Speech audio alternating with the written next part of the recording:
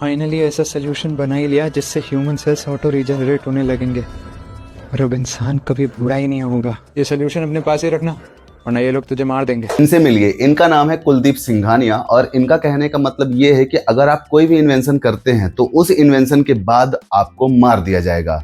वाह। 2014 Malaysian airlines flight 17 को एक मिसाइल से मार गिराया था। कहते हैं उसके अंदर कुछ एड्स रिसर्चर थे जिनके पास एड्स का परमानेंट सोल्यूशन था। और मतलब ये है कि कुछ सालों पहले, कई सालों पहले, जब पूरे धरती पे रॉकेट ही नहीं था, तब एपीजे अब्दुल कलाम साहब ने रॉकेट का इन्वेंशन किया था। तब भाई साहब तुम सोच समझ के बात किया करा करो, ऐसे नहीं। मतलब हमारे देश के जो साइंटिस्ट हैं या फिर किसी भी देश के साइंटिस्ट हैं, वो सिर्फ और सिर्फ इसलिए इन्वेंशन करते हैं ताकि लोगों को आसानी हो सके, वो जान सके, इस प्रॉब्लम्स को समझ सके, इसलिए इन्वेंशन करते हैं। तुम तो सीधे इन्वेंशन कराने के बाद उनको मरवा ही देते हो।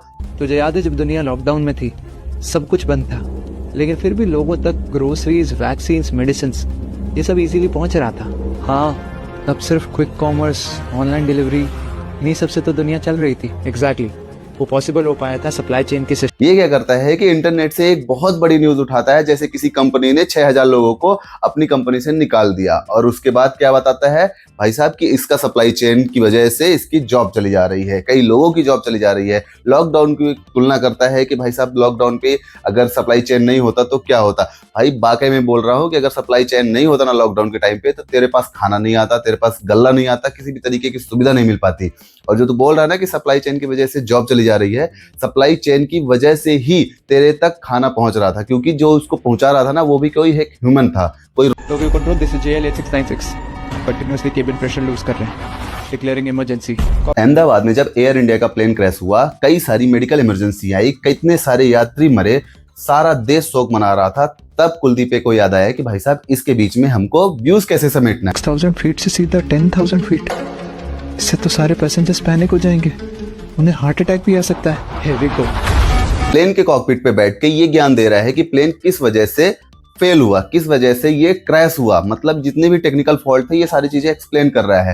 भाई साहब बोइंग वाले, जो एयर इंडिया वाले हैं, पूरा मैनेजमेंट स्टाफ जो भी है, टीम है, सारी चीजें वो फाइंड करने में लगे हुए हैं कि टेक्निकल फॉल्ट क्या था, किस वजह से प्लेन क्रैश हुआ। भाई साहब तुम लोग सारी रिसर्च बंद कर दो और कुलदीप सिंघानिया की ये रिपोर्ट पढ़ लो, ये वीडियो देख लो, आप लोगों को पता चल जाएगा किस वजह से प्लेन क्रैश हुआ। तो फ्लाइंग से, एयरलाइन से कनेक्टिविटी रखते हैं, किसी भी तरीके से उनका कनेक्शन है, चाहे वो पहले जॉब कर चुके हो या फिर करंट टाइम पे जॉब कर रहे हो या फिर उसके बारे में एक्सपर्ट हो, वो ज्ञान दे रहे हैं कि उनको तक नहीं पता चल पा रहा है कि किस वजह से ये प्लेन क्रैश हुआ है, कोई टेक्निकल फॉल्ट नहीं पता चल पा रहा। लेकिन भाई साहब कुलदीप सिंघानिया को ये सारी चीजें पहले से पता है, और वो क्यों पता है? व्यूज के लिए, क्योंकि इसके अलावा तो उनको और कोई ऑप्शन ही नहीं है, क्योंकि उनको सिर्फ और सिर्फ चाहिए होता है व्यूज, उनको ज्ञान से मतलब नहीं है। साला को मुझे ये नहीं समझ आ रहा है कि भाई साहब कभी प्लेन पे बैठे भी ना होंगे और प्लेन के बारे में वो ज्ञान दे रहे हैं। इन ख्यालों में खोया हुआ है यार। हम लोग कश्मीर अपनी फैमिलीज के साथ घूमने जाते हैं और टेरर अटैक में मारे जाते हैं।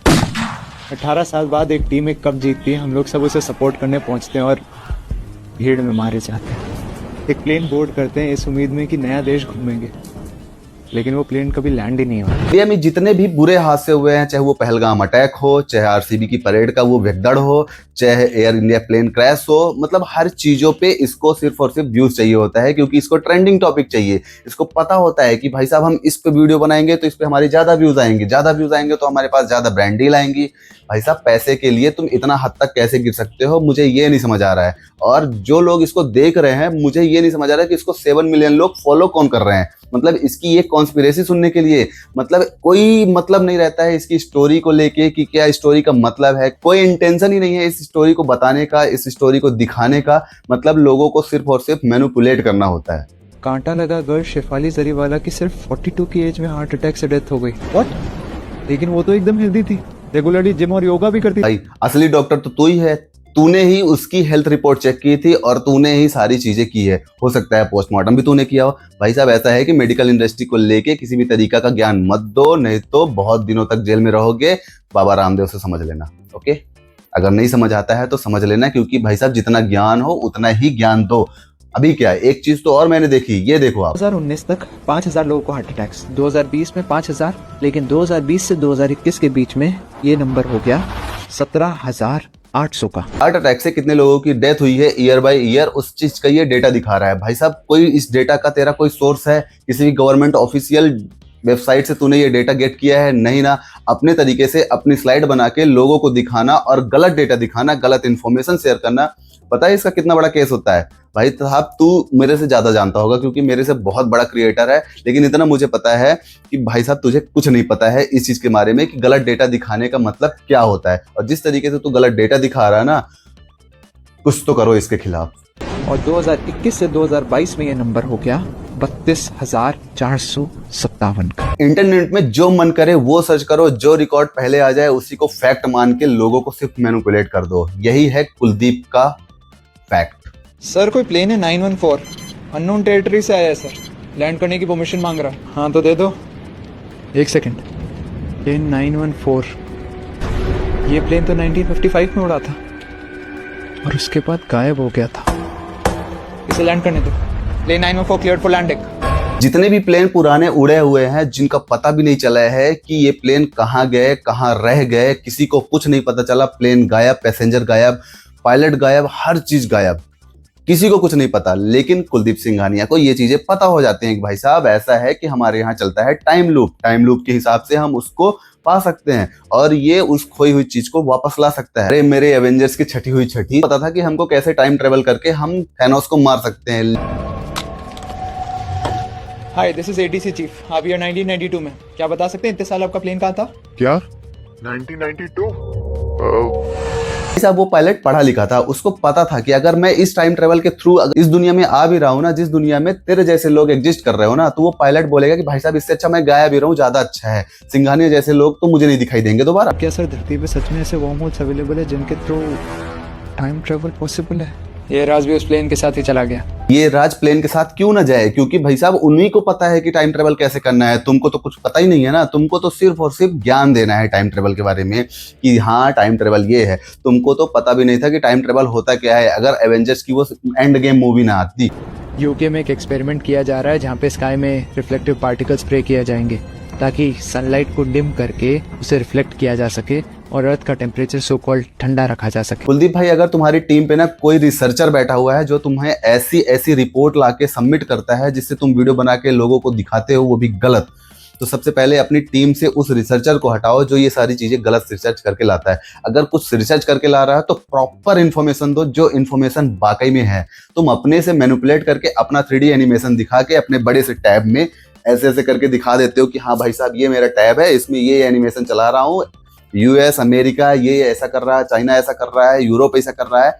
किसी भी की इन्फॉर्मेशन जब दिखा रहे हो तो प्रॉपर दिखाओ, वेबसाइट के थ्रू दिखाओ कि हाँ ये ऑफिशियल इन्फॉर्मेशन है। ऑफिशियल वेबसाइट भी मेंशन करो कि इस वेबसाइट के अंदर ये दिया गया है। तुम तो भाई साहब अपना एनिमेशन बनाते हो, अपनी स्लाइड बनाते हो, लोगों को चूतिया बनाते हो। Project name solar geo engineering funded by none other than mister Gates. अगर अमेरिका सूरज की लाइट को डिम कर रहा है वो भी इसके इन्वेस्टर बिल गेट्स हैं। मतलब समझ रहे हो, बिल गेट्स जो इतने बड़े इंसान, इतने पढ़े लिखे इंसान, वो सोच रहे हैं इस चीज को करने के लिए, तो उन्होंने कुछ अच्छा ही सोचा होगा ना। सोच अगर लोगों को प्रॉपर सनलाइट ही ना मिले तो उनके बॉडी के अंदर विटामिन डी की कितनी कमी हो जाएगी, मेंटल हेल्थ इश्यूज बढ़ने चले जाएंगे, डिप्रेशन बढ़ता चला जाएगा, क्रॉप्स फेल हो जाएंगी, रेनफॉल पैटर्न्स चेंज हो जाएगा, ड्रॉट्स, फ्लड्स, केओस, पता नहीं क्या क्या। सूरज की लाइट नहीं मिलेगी तो तुझे प्रॉब्लम हो जाएगी, सनलाइट नहीं मिलेगी प्रॉपर प्रॉब्लम हो जाएगी, पेड़ पौधे क्या करेंगे, जीव जंतु क्या करेंगे, इंसान क्या करेगा। भाई साहब बिल गेट्स भी तो इंसान ही है ना, वो भी इस चीज को समझेगा ना कि मैं भी इसी अर्थ में रहता हूँ। वो तो ऐसा नहीं है कि मतलब सूरज के ऊपर चला जाएगा और नीचे वाले तड़पते मरते रहें, ऐसा तो नहीं है ना। ओ माय गॉड, क्या हुआ?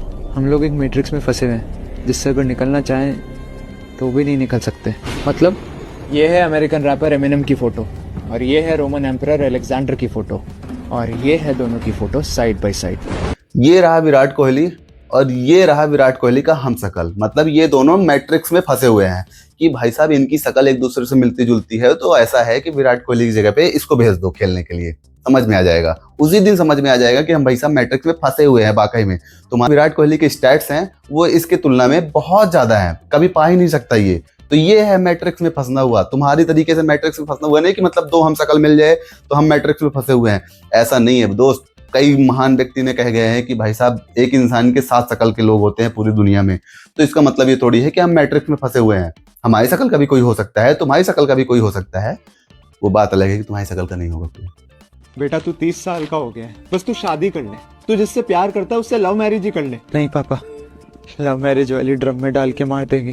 अच्छा अच्छा लव मैरिज मत कर, हम तेरी अरेंज मैरिज करवा देते हैं। नहीं पापा, अरेंज मैरिज वाली हनीमून पे ले जाके मार देगी। ये रहा इनका ट्रेंडिंग टॉपिक पे, ट्रेंडिंग न्यूज पे, ट्रेंडिंग वीडियोस बना के व्यूज छापने का बेहतरीन तरीका। इस वीडियो को कर रहे हैं हम यहीं पे एंड। अगर वीडियो पसंद आ रही है तो वीडियो को लाइक करना, कमेंट करना, शेयर करना और चैनल पे नए हो तो चैनल को सब्सक्राइब जरूर कर लेना। वो लाल वाला बटन दबा दो यार, ताकि हमें भी मोटिवेशन मिले और हम और भी अच्छी अच्छी वीडियोस बना सकें। कमेंट करके जरूर बताओ कि अगली वीडियो हम किसके ऊपर बनाएं, किस टॉपिक के ऊपर बनाएं, तो कमेंट करके जरूर बताना। हमारे blog channel Rohit blogs MP17 को सब्सक्राइब जरूर कर लेना, लिंक डिस्क्रिप्शन में मिल जाएगी, क्योंकि वीडियोस हम बहुत ही अच्छी ला रहे हैं और नया ब्लॉग भी आ रहा है और कुछ नए तरीके से भी हम करते जा रहे हैं। तो ब्लॉग चैनल पे जितनी भी हमारी एक्टिविटीज होती हैं वो सारी चीजें ब्लॉग चैनल में मिल जाएंगी। तो अगर हमारे ब्लॉग चैनल को सब्सक्राइब नहीं किया है तो जरूर करना, लिंक डिस्क्रिप्शन में है।